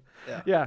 So this is a guy who is brilliant, but he's relegated to fishing babies out of a lake in order to build up his own. I mean, okay, if the two of us were there, and I don't mean independently, but we're together, okay? Which, I mean, I really hope that never happens. I mean, you're one of my best friends, but Jesus Christ. Would we ever even be able to figure out a trebuchet? I don't really know. Probably not. No. If you looked at us, I mean, this is now 5 years down the road, and he's doing this, and he's putting, he's on IO or whatever. Yeah. Okay. We would, if they showed us in 5 years, I'd be like, oh yeah, go pick some berries. I'm gonna go smear some animal fat on my face and go try to kill something, and you go pick berries. Yeah. And that's it. No, it would be Into the Wild. I would have already eaten those berries and just they were poison. I would have died. You would have killed me and eaten me. Yeah, probably. Yeah. Just resort to. And then the Lone Ranger finds us, and he's well fed and everything. It's because we can't survive. There's all these cows here, but we don't know what to do. The fucking warden, won't let us. Oh, the warden. Yeah. So okay, what did you think about that? I mean, that's an interesting thing. Obviously, the warden. I mean, because we kind of posited that maybe the warden was a computer program or something, kind of this tabula rasa, blank slate thing where he doesn't really have a personality. But he obviously seems to be knowledgeable about the fact that, okay, whoever was here and put us here has left us, but I still have to fulfill this duty. Kind of interesting. Right. So the warden is obviously the same genetic replication as Mr. Phillips, that body type. Yeah. He's got a sweet little mustache. That's like his difference, and he wears a little domino mask. But it's the same guy, and obviously much more advanced. Well, much more obviously advanced and independent. And The others are just fucking lemmings. Yeah. I mean, But if they also seem to advance in intelligence in a rapid way, it seems like he was able to age them in their machine, and he said, "Hey, within a couple hours, you guys will have the power of language." yeah. Which is And even before they could talk, they could still understand. mm-hmm. Which I mean, They had comprehension. Which and then, my son, I mean, he can't talk and he can't understand. So yeah, I know you understand that too. we get it. Jesus Christ. Okay, yeah, I'll take that. It's very aggravating with how long it takes your kids to like learn stuff. But then suddenly they start talking to themselves, and then they're not pissing all over the place, and you're like, yes. But the first word they learn is no. So great. I mean, okay. So you're saying that this guy is obviously the same prototype, but he's kind of imprinted. He's etched differently. Yeah, he seems to have a different operating system that's a little bit more advanced, right? Because I still think, people have corrected me on the robot. I still think, in a way, they're a little bit robots. They're What do you mean not, people? Like you're on Reddit now? Yeah. When I've said these theories and people have commented, like, they're clones, not robots. I'm like, well, they're kind of robotic in a way, right? So who do you think is his? They're not human. No. Who do you think is his jailer? Do you still think it's okay? Let me. I'm sorry. 2-part question. Okay. Who was his jailer, and did he foresee being jailed? Yes. Okay. And I think his jailer, he made I'm leaning right now toward the idea that he made a pact with, like, Lady Trio. That's where I'm thinking. Like, Lady Trio and him worked out some deal of, like, I can give you the opportunity to live on a paradise of your own making where you can play God in this sort of system if you want to keep chasing who it is that Doc Manhattan is. And if Doc Manhattan is going out into the universe and making his own life, you can do the same thing. Do you think you're able to go play God as well and spawn your own life and create your own society? Here's a playground for you, but you have to go there, and I'm going to take over your industries for you as a trade-off. This is me in my own tinfoil hat. Were you talking to Steve Jones? No. Were you talking to Mr. Swole, our favorite elementary school? Actually, I don't know. Elementary, middle, who knows? No, don't know. I actually really hope it's elementary because that makes him wearing. We are getting comments from people that are watching our live feed, though, and Steve Jones did chime in to point out that Nemo is in reference to Captain Nemo from 20,000 Leagues Under the Sea, where the Jules Verne title is derived from, attacked by a giant squid. So these are people who are attacked by a giant squid. I could have put that together maybe if I was thinking a little bit better. Jones is obviously good call though. Jones, thanks. Faster than us. I mean, I was gonna say like, okay, we only had like 30 minutes to do this, but I mean it's been the same amount of time for Jones. Yeah. So other people get the maybe if he's on the East Coast. I don't know how HBO releases stuff, but yeah. We'll have to patch him in Steve, on an episode here. Steve, we're sorry, man. Yeah, you need to help us. Like, you know how newspapers do corrections the next day? Yeah. Like after the whole after our podcast series, we're gonna have Steve Jones on at the end just to talk about what we got wrong. All right, this part was complete bullshit. We'll buy him a beer and be like, yeah, man. Notting Hill reference? I wouldn't go with Notting Hill. Oh, really? Notting Hill is a good reference. Thank you. Okay. Yeah, I'm sorry about that. So I mean, your theory about the jailer is, again, because I might have zoned out. I don't know if you got I think to that Lady Trio has put him there. I think that it was a mutually agreed decision that he would go into exile. But when you say reason. she puts him there, she actually has the technology, or she's borrowing it from him and they're working together? I think it was a collaborative effort to isolate him there. And why would he volunteer to do that? I don't know yet. Because he really wanted to prove himself in this utopian parallel thing where it was just this virginal. Maybe he did it himself. Maybe he created this sort of construct where he isolated himself, and now that he's stuck there, he changed his mind, but he can't overwrite the rules that he's set in place. So he's trying to figure out a cheat, and his cheat to his own system of this prison on this Io moon of Saturn. I love how you just assume it's Io now because I said it, like the village idiot. I like it. Yeah, is that he has to kind of create this workaround where he needs outside help, and so he's putting out an SOS distress call to maybe Doc Manhattan, maybe to someone else who's going to see that satellite image. And send help. Query. But it couldn't it make sense? Sorry. No. Couldn't it make sense that what we see crashing into the field last episode, in episode 4, in Lady Trio's field, is Veidt 3 years from now from this scene? And that it took 3 years for her to see that, figure out a way to rescue him and get him to crash and then buy that land so he crashed into the land she already owns and she can contain the situation. And I'll tell you what, the people who sold their land and they got a kid out of it and $5 million, I think it was $5 million. Yeah. I mean, probably the happiest characters in the whole show. No, I mean, they got a good deal out of it. Yeah. They probably moved to like Healdsburg or Big Sur, like Northern California. They're just like loving it. They're in Sonoma. Right. They're having a good time. They got a kid. They can homeschool that fucker. I mean, it got to be nice. Right. Yeah, no, I think you're probably right. Like, I think we were thinking, I think last week we talked about, was it Dr. Manhattan? Obviously not, because he can transport or teleport, right? Yeah. It has to be somebody who's relying on other things. And so now if we have 4 more episodes or 3 or 4. 4. Well, I know, but I mean, I wonder when he crashes down.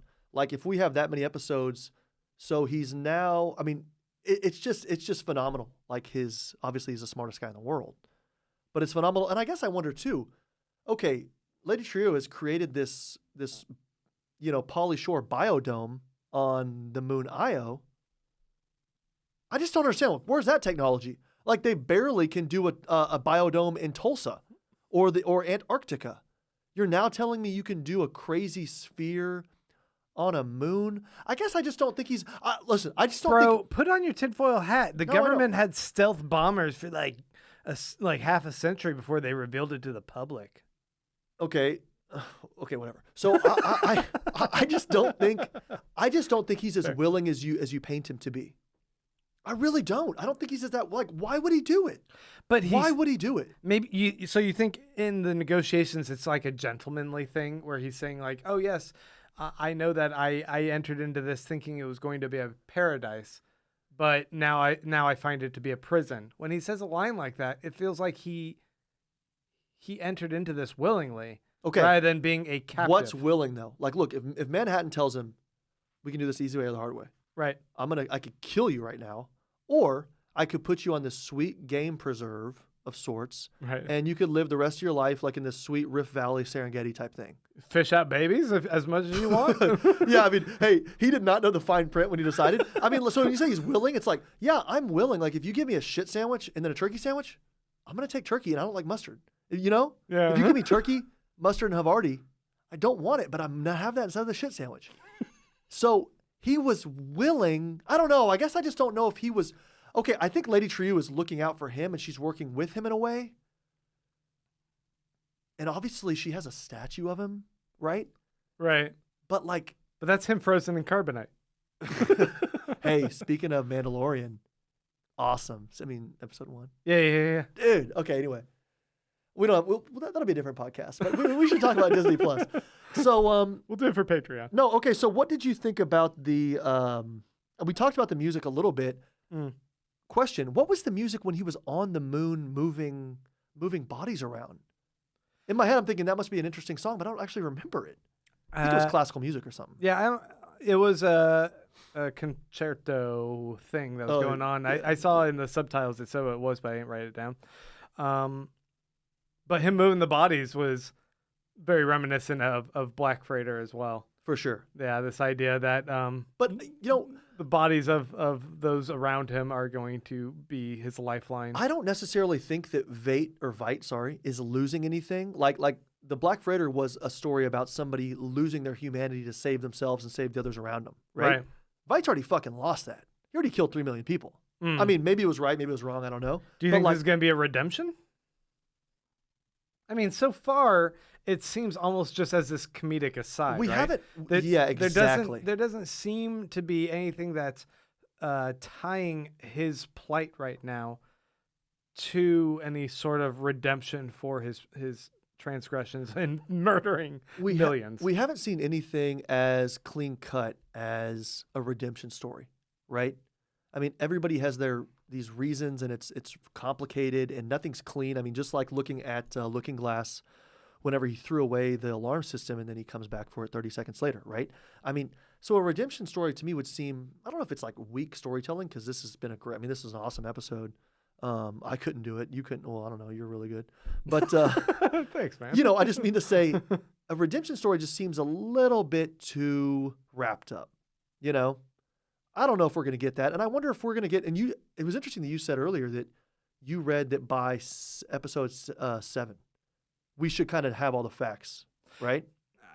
I mean, I wouldn't say all of the facts, but I think the idea is that like, it's going to have enough information that you're not going to feel so hung up on that mystery as you're going to want the When you say that mystery, what mystery? The we have 1,000. multitude of lingering mysteries aren't going to be so heavy. But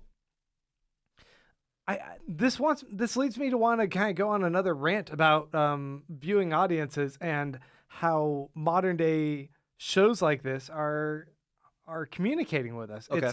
It's not simple. It's not enough. It's not enough, listening audience, that you just watch this show.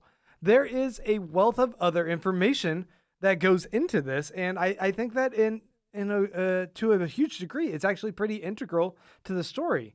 The stuff that they are putting out on PDpedia, the ancillary material, the reading the backstory, I think all of this really feeds into the narrative. The stuff that they included in the Pale Horse little bio document, I think that also feeds into a lot of what's going on with this and answers some of the questions that people might feel have not been answered just by watching the show.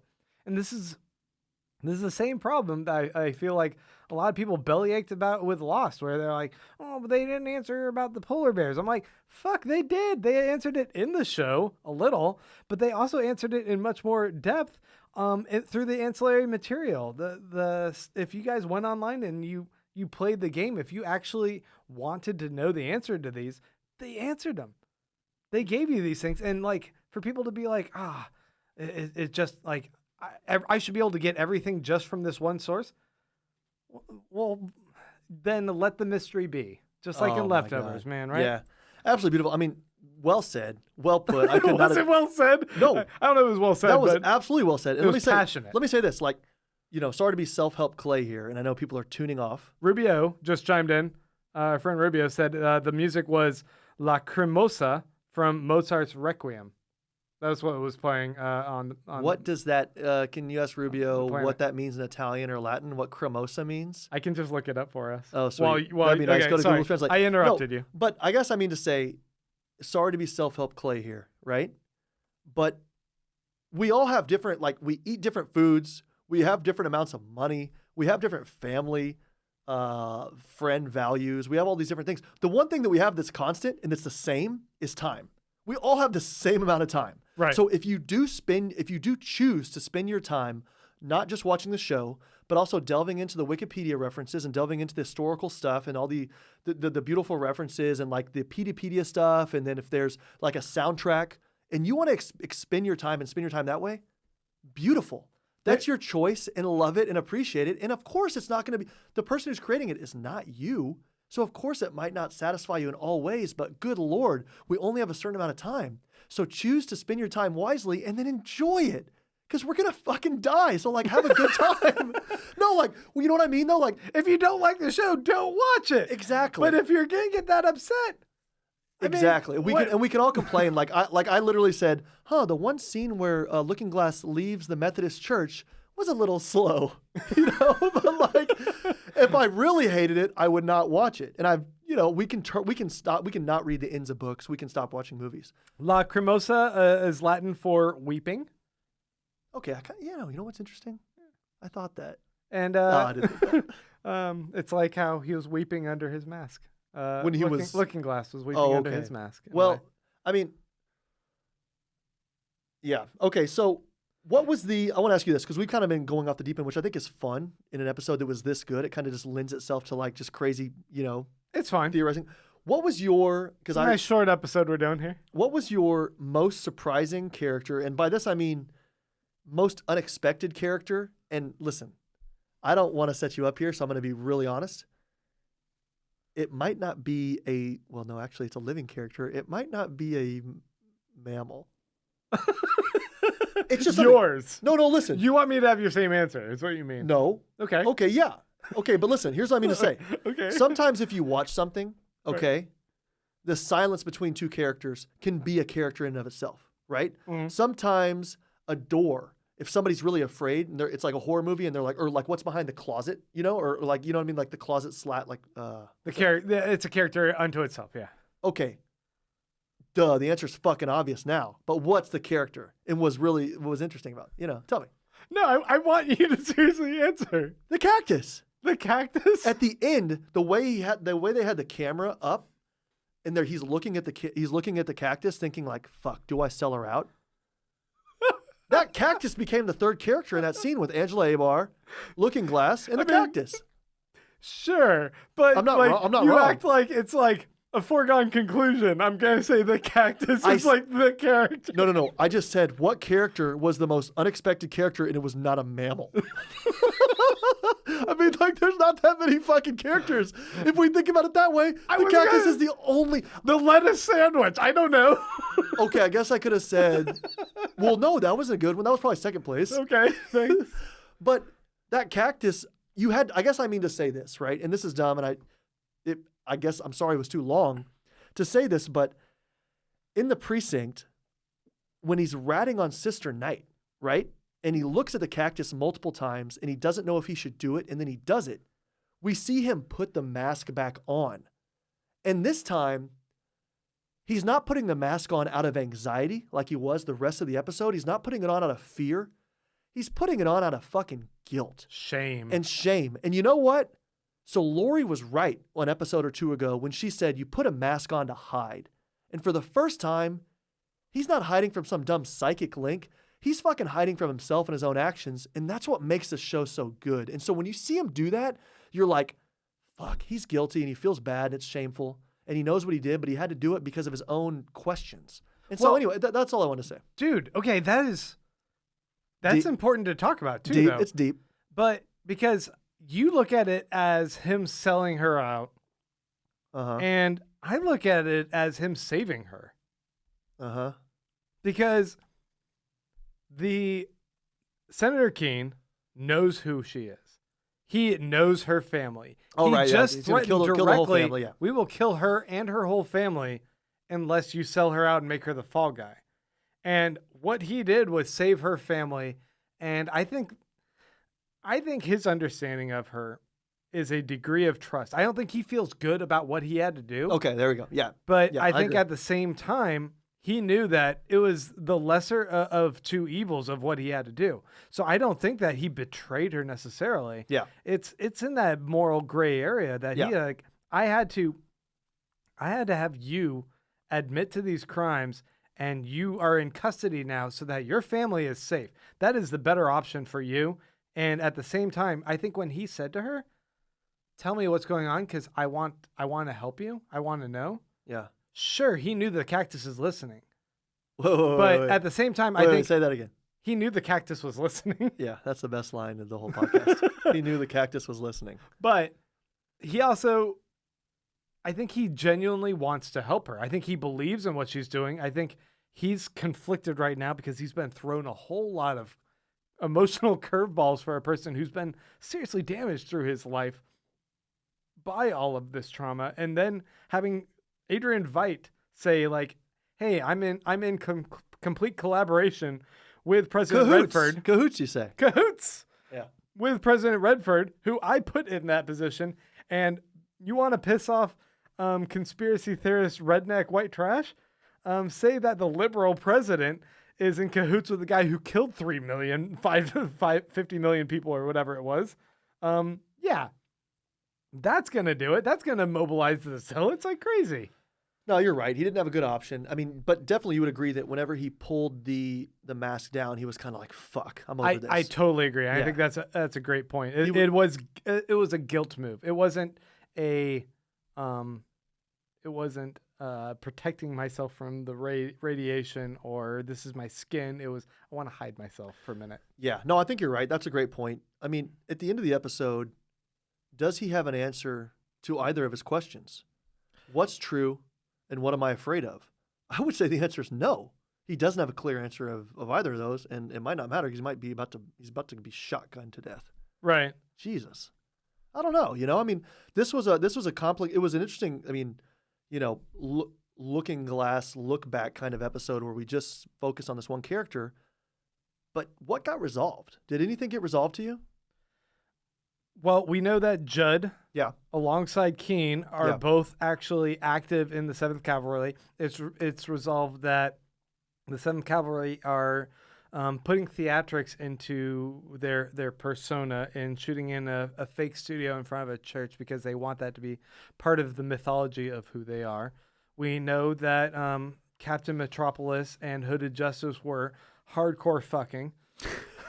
Which seems important to put in there, and it seems like Well, now we know why the warnings were Lindelof there. wants to put the jabs in. Now we know why the warnings were there. Yeah, like hey, we're gonna show some Ramcore here.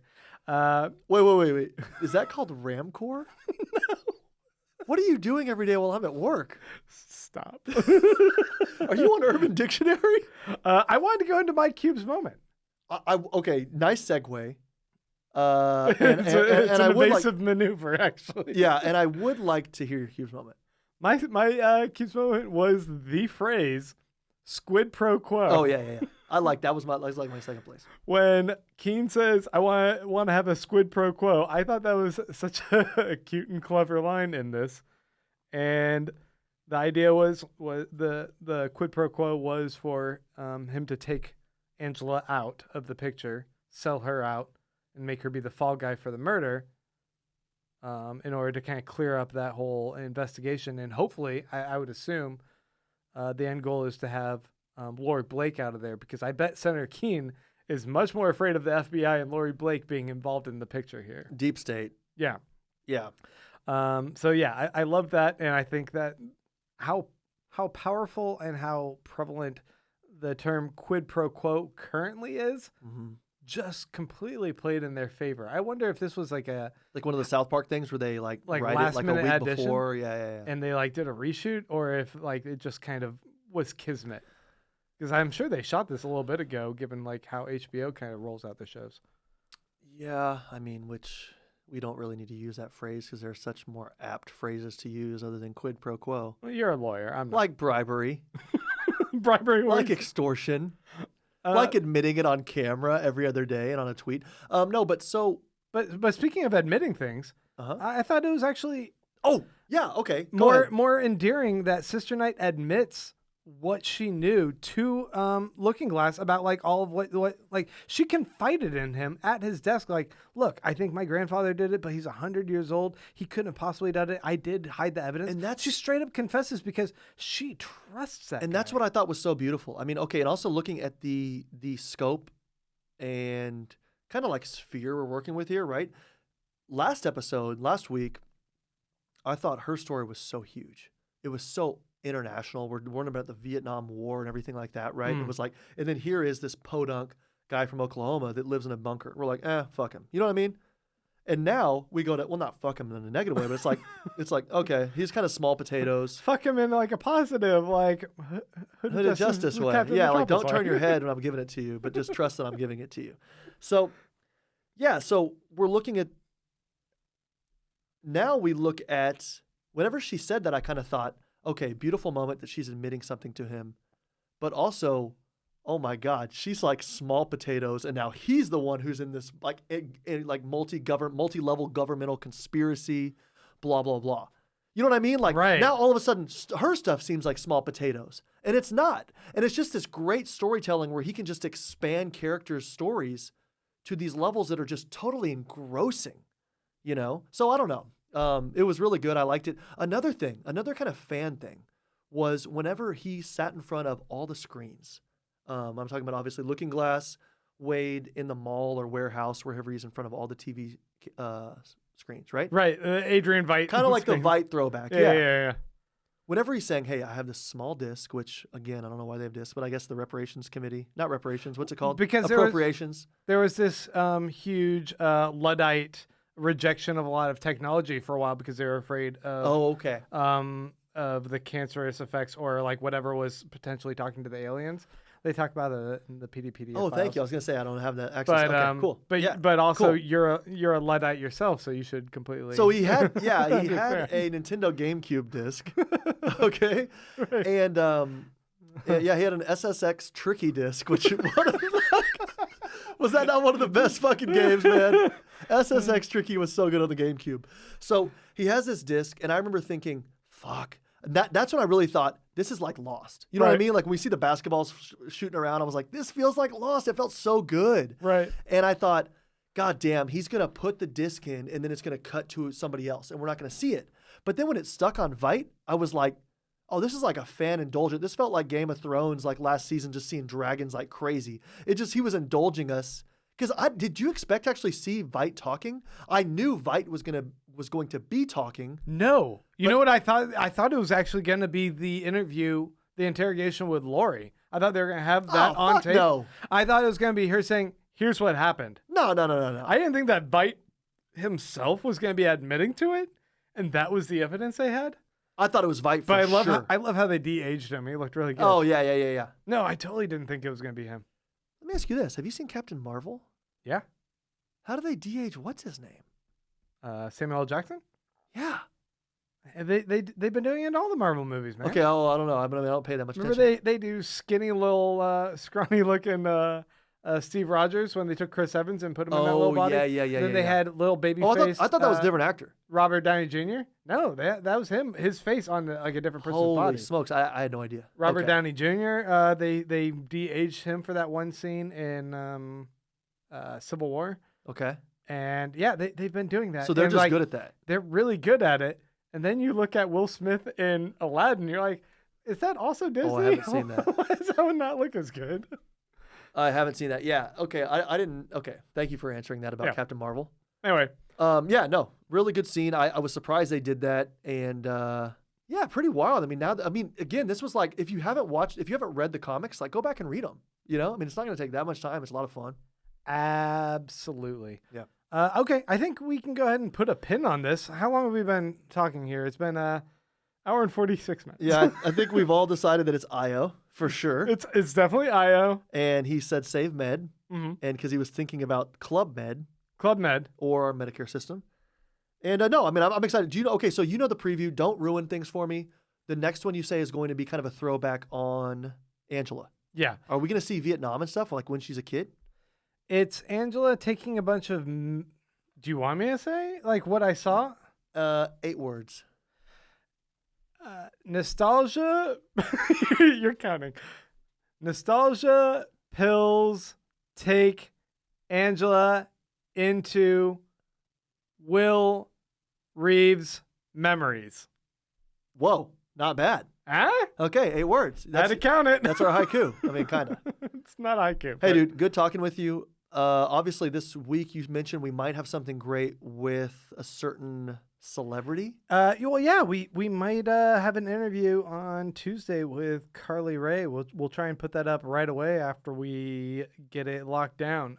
But we want to thank you guys for tuning into this episode. If that doesn't pan out, apologies for the tease. No, if that doesn't pan out, you still have my article on Wednesday or Thursday. Yeah. So- So if you guys are queued into our Patreon, that's patreon.com/Pods the Watchmen.